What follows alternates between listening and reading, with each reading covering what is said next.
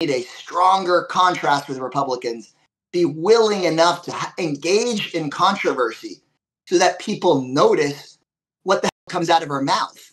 And and people notice on USAID because Trump got rid of it. And we're saying, hey, this might like lots of kids that don't need to. And there's controversy, so people know the difference between the two parties.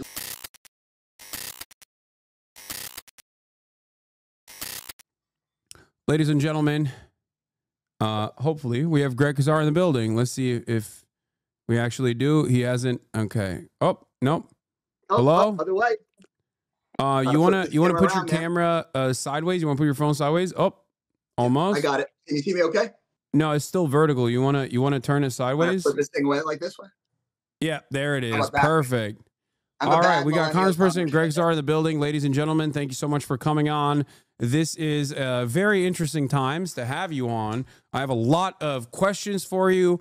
Yeah, man, I got a lot of thoughts and questions too. It feels like every day it's an interesting and bad day, but yeah, looking forward to talking. Yeah. Last time you were here, I was hoping that you would become the next leader of the Progressive Caucus, and since then it has happened. And it's very exciting times, I guess, because there is some momentum building up right now within the Democratic Party. There's a couple different planks, I would say, in the Democratic Party. It seems like you got the abundance mindset people on the one hand, but then you have the populist left on the other, with Bernie Sanders, AOC, yourself included in this. In the big tent, not to say that these guys are fighting against one another, but instead it seems like there is a little bit of a party restructuring that's taking place. I do hope, and this is my assessment, you don't have to agree with this or not, I do hope that the populist left will win out in this process because I feel like it's the last hope for America to not completely collapse on its own contradictions. Well, I'm really happy to talk about that. So let's do it. All right. What do you think about that then? What do I think about that baseline proposition? Well, I think you are right about a few, I think to me, very clearly right about a few parts of this. One, the Democratic Party loss in November was devastating for the world, and Trump being elected obviously has led to daily horrible abuses. But right when that happened, there was immediately a big debate about whether this was a big deal of a loss or not. And, I went back to Washington, D.C. from Texas, and there were folks who were saying, hey, this wasn't so bad. The Dems didn't lose by very much. And there were those of us who said, no, this is devastating. Losing working class voters in this way over the course of the last decade plus destroys the entire purpose of the party, undermines the entire philosophy of the party. We might as well pack up and just go home and go the way of the Whig Party if we can't solve that. And first there was that debate, whether this was a big deal. And that argument in some ways has been won by those folks of all wings of the party who thought this was really bad, because now there's actually people who agree. No matter where they stand on centrist versus left or populist versus technocratic, they say, yeah, we've been losing working class voters and we got to fix that. So people have acknowledged the collapse. The only hope in that is it seems like everybody's willing to go and work on the problem. And then what you've pointed out is now different people are coming up with their different ways of saying, well, what should the politics of the party be? And I think just the other day, after this Wisconsin Supreme Court election that Democrats so overwhelmingly won by rightfully targeting Musk's pillaging not just of our economy, but of our government, I think the anti-oligarchy political argument has really started winning the day there too, because it wasn't very long ago. And I'd be interested, folks watching at home, you should Google it. There were a lot of articles written in November, December, January about certain Democrats worrying whether punching Musk was good politics or not. They were saying, oh, this might backfire on us. We should be talking about how somebody making gajillions of dollars is a good thing. That's aspirational. No, most people don't think a billionaire should be buying the government and running the economy. And I think we're starting to win that argument too. But happy to keep talking about that. But my assessment is that was a real debate. It's not done, but actually the forces of people who say we can build a big tent by being a populist working people's party I haven't seen this much success in a while. Of course, it's under really dire circumstances. Yeah. I think also a part of that movement also needs to come with like real tangible changes being made in ways that the American population can see and comprehend. And I think that starts off with not instantly running to Silicon Valley tech CEOs and the remainder that still support the Democratic Party and saying, no, no, no, we're going to give you unfettered access as well once we come back to power. Please don't remove your donations. Please don't remove us from the donation list. But instead to say, no, this country is not run by oligarchs. This country is not run by the incredibly wealthy, and maybe repackaging it, not even with the terms oligarchs, but by simple corruption. Because Trump did something that I consider to be expert level messaging, where he just said he's going to drain the swamp. That was a lie. He is a swamp monster himself, but it was at its face something that we see in Latin American countries quite a bit, as a matter of fact, anti-corruption messaging. And I think that the Democrats could also engage in anti-corruption messaging, but it's not just about saying that you're anti-corruption. You have to also show that you're anti-corruption, because the Republican Party's retort always is, well, you have billionaires on your side too, and it's all the woke ones, and they're gay and bad or whatever, right? So I think that there is definitely some more movement that needs to happen in the Democratic Party on that front. But I do feel big openings to do it now. I mean, part of what I hope we can do is right now, when there's all this energy against corruption, let's go and ask folks to get on the bills to ban congressional stock trading, to permanently get big money out of politics, to end gerrymandering. And I think there's more energy towards that than any other time that I've been paying attention here to congressional politics. The energy has been there, of course, for years, but I feel like there's an opening for us to do it right now. I was at this rally in Tucson with Bernie and AOC. We were told there were going to be about 2,000 people in a high school gym. 23,000 people showed up. They took over the entire football field. It was the biggest rally in Arizona history. And there were a lot of folks there who said, look, I wasn't with Bernie 10 years ago, but damn, he's been right this entire time. Before, when he was talking about billionaires running the show behind the curtain, I wasn't so sure. But now they're out here in public bragging about it and running cabinet meetings. And so there's a real opening, I think, where the voters are going to go towards the people who say that breaking the unholy alliance between corporate greed and corrupt government should be like the central project of whatever the good party is. And I hope that the Democratic Party transforms and goes and fills that void. Yeah. In the interim, however, in the short term, I think, in order to offer America a stay of execution, the Democrats have a lot more that they must do in order to claw back confidence from the American public. And I think a part of that is also engaging in obstructionist policies. I will admit that one of the most united messages that I hear from the Democratic caucus overall is specifically on issues that are not exactly top of mind for many Americans, issues that they don't really care about, whether it be restoring U.S. aid funding. Now, we can argue about whether or not U.S. aid is a necessary force, but that's not what I'm talking about. To me, I think Americans see U.S. aid in the same way that they see NATO, something that Biden is talking about. It's foreign policy. It's not related directly to their pockets, even if it does have a lot of good, right?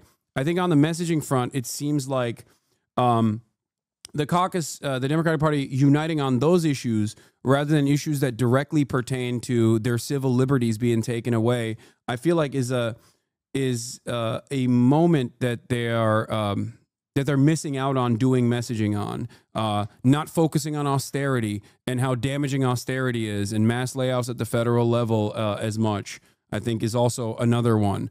And you can do that around the anti-Elon sentiment as well, because he is seen as the figurehead for this initiative.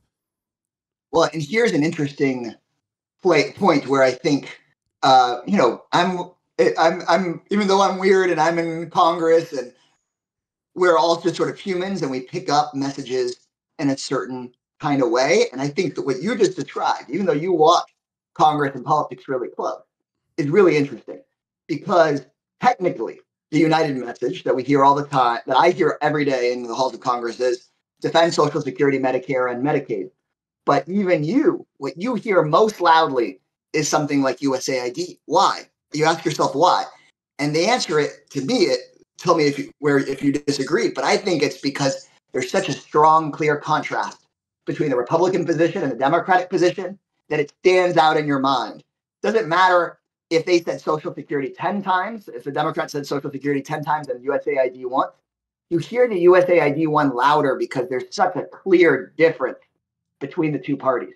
And I think this is where sometimes the Democratic Party, not just sometimes, I think a lot of times why the Democratic Party message falls flat, because we think, let's just say defend Social Security. It polls like bananas, polls at 90%, but nobody hears it. Why? Because it's boring. Republicans also say defend Social Security. If we talked about expanding it, making it so that no senior had to live in poverty ever again, increasing the payments way past cost of living by making it so that people that make over $400,000 a year have to actually pay into Social Security past $400,000, and there was some controversy around it, then it'd be a message. But right now, what I'll tell you is if you say what you just said to the leaders in the party, of which I'm sort of becoming one, I guess, in its own way as the Progressive Caucus chair, they'd say, Hasan, no, our message is on Social Security. And you'd be like, well, I don't know. And we'd show you 10,000 press releases that fell in the forest, but nobody heard. We need a stronger contrast with Republicans, be willing enough to engage in controversy so that people notice what the hell comes out of her mouth. And and people notice on USAID because Trump got rid of it. And we're saying, hey, this might starve like lots of kids that don't need starving. And there's controversy, so people know the difference between the two parties. We say defend Social Security. They say defend Social Security. Of course, we know they're trying to gut it, but the message is so similar that it gets washed out in the whole mess. Yeah, no, absolutely. I think that's exactly what I want out of Democratic leadership in general, which is to move the reactionary forces within the Republican Party in the direction where they dominate the conversation and not play catch up against whatever the domineering Republican narrative is. And I think while clearly Cory Booker doing the record-breaking filibuster, even though it was not directional against like any sort of bill that was passing, is a good start on this process. I think even in that process, even within that initiative, in an effort to dominate the conversation, because that's what his comms team said, if your message still falls flat to a certain degree because it doesn't have like a bold progressive agenda associated with it, attached to it, of like what the Democrats stand for, the Republican Party will, move on from that, and it'll be all but an afterthought. Now, going back to this, going back to what you just said, though, as far as like drawing a line of demarcation between your ideological enemies and the ideological enemies of the American working class, I think there are plenty of standout issues where the Democratic Party could actually separate itself directly through messaging discipline. One of those instances is on immigration. This is an issue that you and I align on almost entirely, and yet I have seen very little conversations coming from the top Democratic leadership in Congress, and I think that there needs to be significantly more organizing on this, and the Democrats should stop being fearful of all the polls that they see that show 60% of Americans love, random Venezuelan barbers being shipped off to El Salvador. Like, they should stop focusing on that and instead have a message that is dictated by empathy and morality, and start leading rather than following the Republican example. Well, here's a place where I think we have a lot to learn from just 7 years ago. Remember, immigration during the last Trump administration was an offense issue for the Democrats, not a defense one. Yeah. Because, of course, if you tell American voters in an anxious moment where we aren't picking Wall Street CEOs as the villains. Hey, things are screwed up, and if somebody's breaking the law, you have a problem with them, especially as folks report that they're feeling less safe in their own communities. Then, yeah, you're going to wind up with some of the poll numbers you see. But if you go and tell folks they're taking law enforcement resources that are supposed to keep you safe, and like you said, sending a barber to a foreign torture camp, I mean, that's not something that folks support. And I think that if we can lead with empathy, but where I would learn from the last time around with the first Trump administration is also tell people how this doesn't actually make you more safe, then I think we can make this an offense issue too. But we shouldn't lose that second part, because due process isn't just an idealistic thing. It's to protect your safety and your family's safety. As soon as somebody can get bagged by a completely, like a cop in a hoodie who is legally, like a student who is legally present here can get bagged by a cop in a hoodie for their political opinions. I mean, that's just like not a country that people want to live in. It's not the country that they imagine the United States to be. And we've got to figure out how to get back on offense on immigration, because, you know, immigration is going to keep happening in this country, and we can't let the right wing forever have that as an issue. And it's not just offense on immigration as well, because this ties back to a severe, perhaps the most significant violation of First Amendment protections on U.S. soil up until this very moment. Only in like historic moments of like war or during the McCarthyist trial period, during the most heated moments of the Red Scare, did we have this level of erosion over the First Amendment.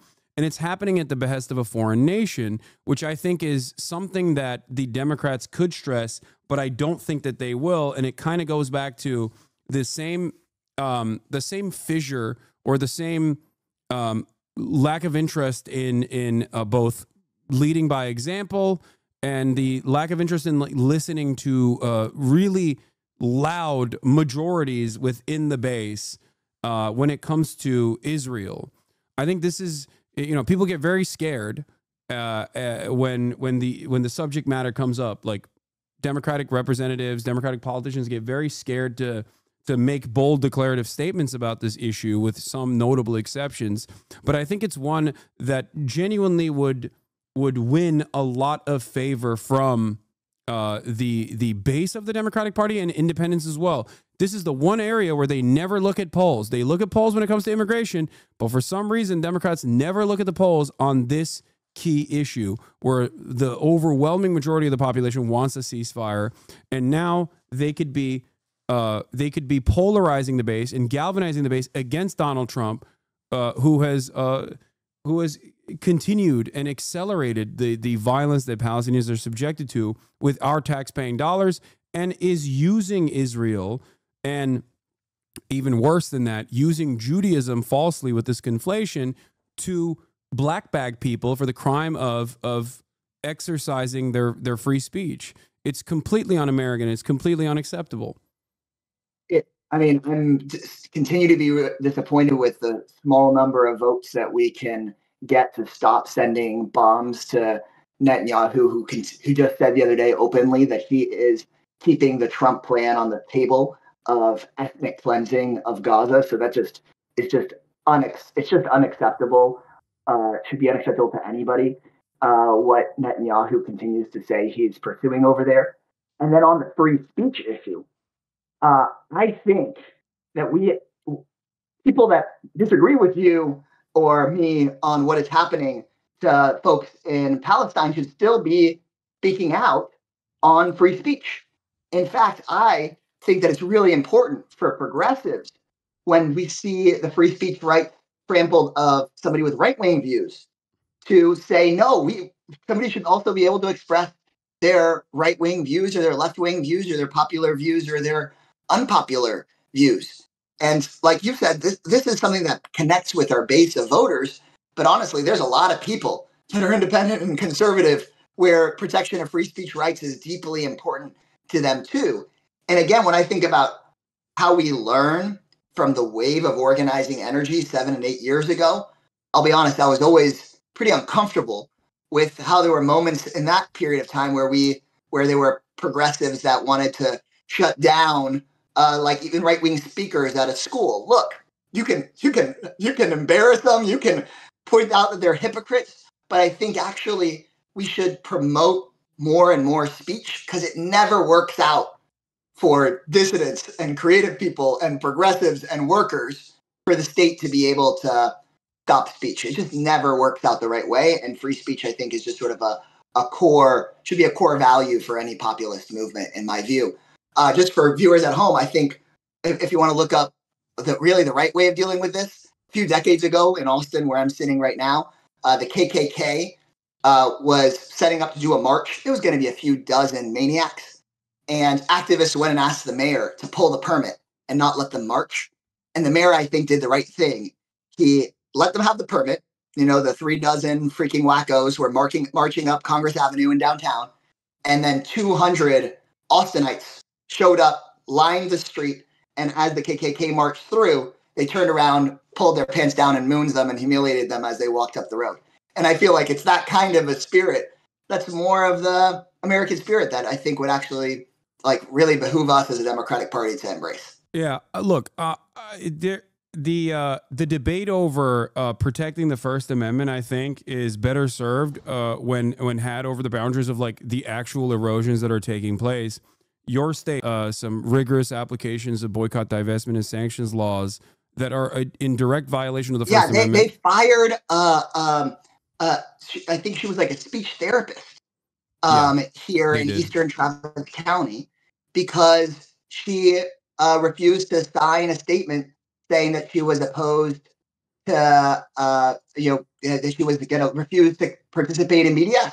So you don't have to have a view on BDS to have a view that it's just deeply wrong. Yeah. For somebody to lose their job over that. And so I think that's where this gets most serious. Yeah. And the 2 senators that were consistently critical of the anti-BDS legislation were Dianne Feinstein and Bernie Sanders.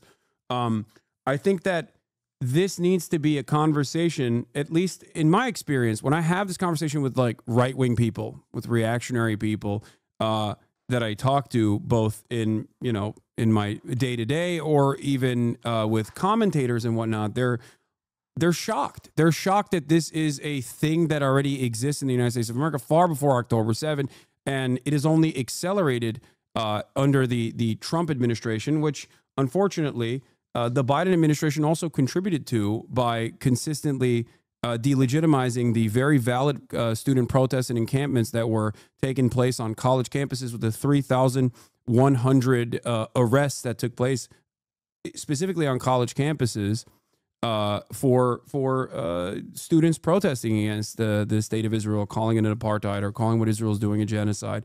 Even beyond the First Amendment grounds, I think that there's a reason why it only accelerates. There's a reason why issues like this only turn worse and worse under the Trump administration, because the Democrats don't consistently stand on principles on this. And I think that is a real area of concern, because I talked to Ested Herndon from the New York Times the other day, and one of the things that he mentioned to me that is kind of disappointing overall is that Americans don't necessarily care about some of the most damaging aspects of the Trump agenda. And I think that is due to a lack of communication from the Democratic Party that is recentering the attention on these issues, whether it be the First Amendment erosions that are happening with the Trump administration blackbagging students with student visas, and even Mahmoud Khalil with a green card. The process of denaturalization, or the process of revoking his green card is on erroneous claims is completely ridiculous. And also just the deportations as a whole and the erosion of due process as a whole is not something that the American population is aware of. And I think beyond the tariffs, beyond everything that we've just talked about, the erosion of due process that has a long-standing tradition since the 12th, the 13th century, and is at the underlying heart of liberalism in general. I think it's ridiculous that we're taking that away, and it seems like the public is not aware of it. That's terrifying to me. Yeah, it's really terrifying, and I think that we should be more clearly calling it out and going on the offense on that issue when we're talking about immigration or when we're talking about public safety. But I also think that it's really important, and we have this really critical moment where we recognize that if we aren't addressing the core economic needs and economic anxieties of the people, then we're just like all these other places that folks read about and think about only happens in a faraway place. You start losing those civil liberties if at the end of the day, we lost that November election because folks felt like prices going up and their wages being stagnant was a real freaking issue, and we sounded as Democrats like the party of the status quo. And that's at the end of the day. And if you don't make sure that you're listening to how people are feeling and feel like you can actually address the issues of corruption in the economy, baseline for people, then next thing you know, you open up that window where all these things you've had for hundreds of years can start to go away. And I, as somebody who deeply cares about the rights of the vulnerable, about righteous causes that may not be fully popular yet, we don't get to do any of that until we first make sure that we have a broad popular base of voters who believe that we care about their pocketbook. And I think that's a big lesson for us. I'm definitely, I'm 100% in agreement there for sure. I do agree. I think that you are better equipped to protect marginalized identities, marginalized communities like trans people, if you already have a bold, progressive, populist agenda that people sign on to, and you can earnestly communicate that and have people believe in your party again. Only after that can you go, all right, Medicare for all means for all. Like, we're not cutting trans people out of this bargain. If you want healthcare, then, you know, everyone else is going to get healthcare. It doesn't matter. Yeah, people would be like, oh yeah, they gave some healthcare to some people where I might have some disagreement, but God, my entire life got way better. So like, that's a side complaint. You know, that's like they pulled my grandparents out of poverty and my neighbor's kids entirely out of poverty. And yeah, you know, the asylum program seems maybe a little bit more liberal than I would want it. But like, at the end of the day, these are the good guys. I mean, that's where we want to be. Absolutely. I want to ask you one final question that might be a little tricky, and okay. So that's why I come on here, man. Yeah. I always know you're always two questions. Okay. First and foremost, this is not the tricky one. First and foremost, the Bernie and AOC, and you've participated in this as well. The Stop Oligarchy tour is great. I've attended it. I plan on attending the Los Angeles rally on April 12th as well. And I think that it's good because it's motivating the Democratic Party to pay attention to this kind of messaging, and it's like it's proving your work, basically, that this kind of populist messaging is something that people want. They want a fighter. They want solutions. I do, however, worry that it kind of falls short of what is necessary for the time right now. And one of the things that I'm advocating for, at least, is that there should be a narrower focus on key issues that we want to either A, help fight against, or B, move messaging in the direction of. And I think that would require organizing beyond just organizing a rally, but then using the organizational capabilities of this movement to direct it at individual problems, mass demonstrations, the unjustifiable arrest of Mahmoud Khalil, for example. I think that would be a really good way to solidify and single out an issue where there is a serious erosion of the First Amendment, and be able to maybe even deliver some kind of tangible results there to really prove that this kind of popular momentum can get stuff done. What do you think about that? Yeah, I think freeing Mahmoud Khalil is a great organizing principle, and I hope to hear those words repeated over and over again until not only he is freed, but everybody else in his situation is freed. The two messages that I have tried to really focus people on, both at those rallies and through my own messaging, are to save Medicaid as we know it, because it is on the chopping block. Like, they want to end it as we know it in the coming months. And that is a winnable fight, an entirely winnable fight. You just need national pressure and have 3 Republicans out of over 200 of them flip, and we could win that.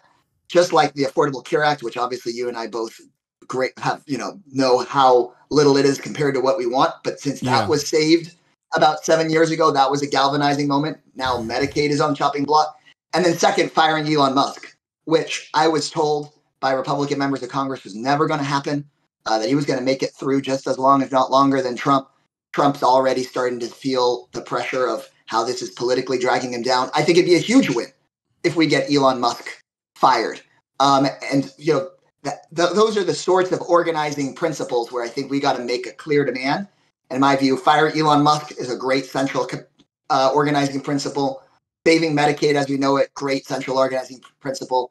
Of course, freeing Mr. Khalil is a moral imperative. People can have their whole long grocery list, but I think honestly it's not that long. And we can have organizing campaigns around each of them. But to me, it all kind of brings us back to what is the Democratic Party's central organizing principle. And I don't think it can be a laundry list of issues anymore. And back in the 20s and 30s and 40s and 50s, it was breaking that alliance between corporate greed and corrupt government, and saying that at its heart is the problem that we're trying to fix for people. And I think we've got a chance of bringing at least some of that back here in the coming months around any of those campaigns. Yeah. Okay. So the last question I have for you before we let you go, and thank you so much for coming on, is that there's a New York mayoral race where you endorsed Brad Lander. You've met him before, according to the political reports, at least when you were a council member, and so was he in New York.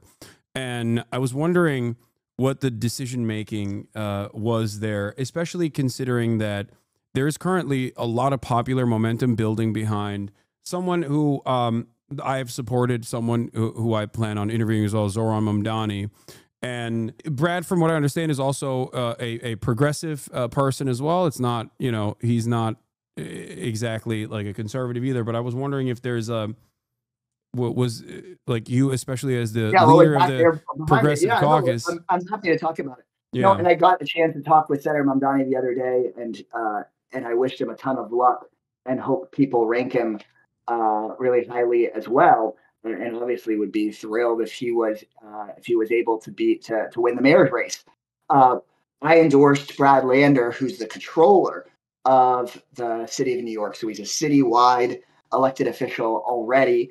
And I've worked with Brad for years and years and years, like 10 years. I was elected to the city council here in Austin. First ran when I was 24, started out when I was 25, met Brad when he was a New York City Council member. And what's really special about Brad is he is like a generous person in politics. Most people are trying to figure out how relationships and things flow to themselves. He was out there helping make sure that things were better in cities all around the country without taking credit for it. And that's potentially maybe sometimes to his political detriment. But, you know, we were working, for example, on making sure that we could pass paid sick days policies in Texas, Dallas, Austin, San Antonio, just like the one that he helped get done in New York City. When there were tenants getting evicted in the city of New York, and the big money that was actually behind the equity fund, private equity fund that was kicking them out, was based in Texas. We were coordinating across states. So he's a great guy, very, very progressive, and I think has a real shot at building a winning coalition because he's already a citywide elected official. But the good news is, with ranked choice voting, he doesn't have to be a spoiler to Zohran, and Zohran doesn't have to be a spoiler to Brad. People that support them can rank them as number 1 and number 2, or number 2 and number 1. Zohran has a real shot as well, according to all the polls that I've seen so far. I think everyone, at least every progressive person, every leftist person, even liberals, should probably try and make sure that Andrew Cuomo is not the next mayor of New York City. Yeah, amen to that. And I think it's a great reason for us to, again, in this New York City mayoral race, you've got things like public financing of campaigns, you've got ranked choice voting, and so that creates the opportunity for there to be coalition building, where, you know, like you and me don't have to be talking about how your candidate is screwing up the other candidate's shot. I think that they can. And that's part of why I think, you know, reforming our electoral system is so key, not just in New York, but across the country. Yeah. All right. Well, thank you so much. And I look forward to hearing from you again. Greg Kazar, everybody. Is there any final words that you want to impart on people here? Yeah, well, thanks for having me on. And I just Of think for course. everybody watching, you got to know, like, we're in a moment. Um, I went and had a town hall in Chip Roy's district, who helped lead the Right Wing Freedom Caucus, and a town of 8,500 people, 400 folks, showed up. So the organizing you're doing can make a real difference. I know, like, the last few months, people are like, what should I do? Does this make a difference?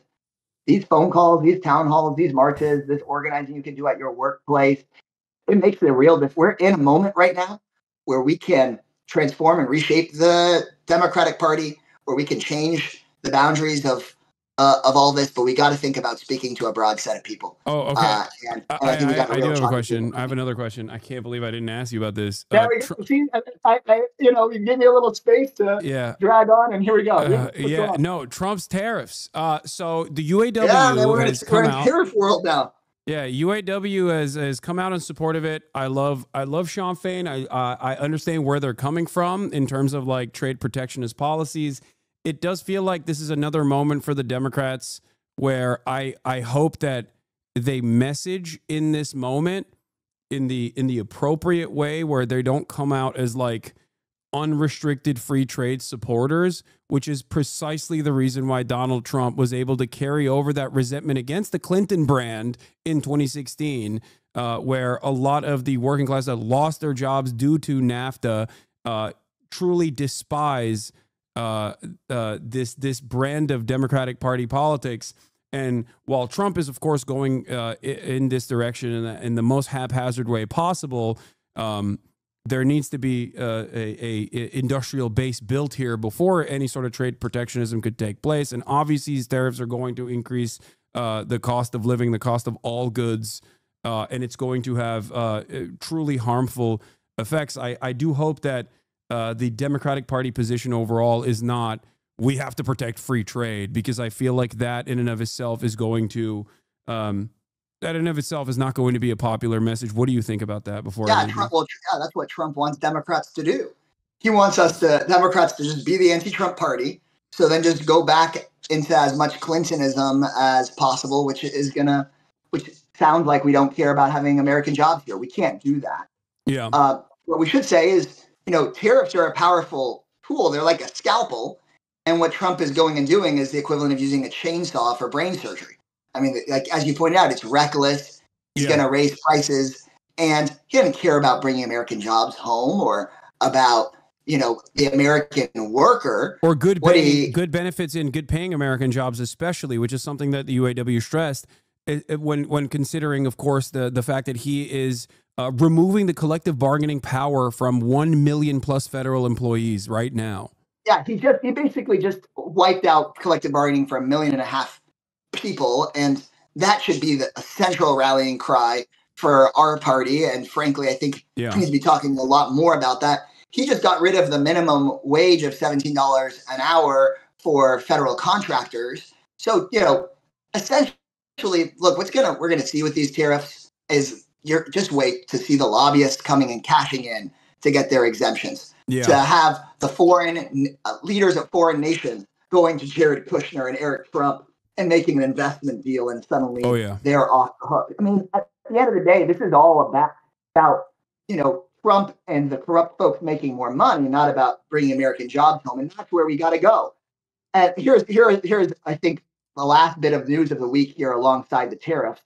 For my parting words are, Democrats used to cozy up to folks like Mark Zuckerberg because they thought he was on their side, but he was always a problem. He was always screwing workers and consumers. He shouldn't be controlling the information that we all get. And as soon as Trump's in office, right, he goes and cuts a $25 million Zuckerberg settlement with Trump, $25 million in cash to Trump. And now he's got multiple meetings at the Oval Office. He's trying to get rid of his anti-monopoly lawsuit. So this is the moment where Democrats need to say, we're breaking with those guys. Those are the guys that are going to be cutting Trump the check. The tariffs can work, but this is actually all part right now of the Trump cashing in grift. It's a sales tax. With a nefarious purpose. It's a sales tax, and they want to cut the last remaining progressive taxation structure we have in this country. and they want to make the working poor foot the bill by implementing this. Costs are going to go up from these things. Trump promised voters, whether they're voting for him or not, that he's going to bring down costs. And all Trump's been trying to figure out is how to bring down another check for himself or a billionaire tax break. And we'll see if I'll be pushing, my party to adopt that sort of message. But honestly, the people speaking out and responding to that message makes a big difference, because if we can get folks to run for the House on that kind of message and win some of these tough seats, then you'll have folks running for president on that kind of message. And what Trump did is he transformed the entire Republican Party from a Mitt Romney-style party to the Trump-style party by virtue of winning the voters in a presidential campaign. And my hope is that there are real Democratic presidential candidates that take this kind of message we've been talking about and have the kind of transformation the Democratic Party needs for the Democratic Party's existence and, frankly, just for the good of the entire world. So I'll leave it at that with you, but it's always good to hang out with you here and the folks that watch. Hell yeah. Thank you so much. Thanks, man. Take care. Have a good one. That was Greg Casar, ladies and gentlemen. Text 35. I hope you guys enjoyed that, and I hope it was informative, instructive, enlightening. Yes, you now have freedom, chat. You can now have the freedom to chirp again. You have to put it in emote mode. All right, we're going to get back to tariffs.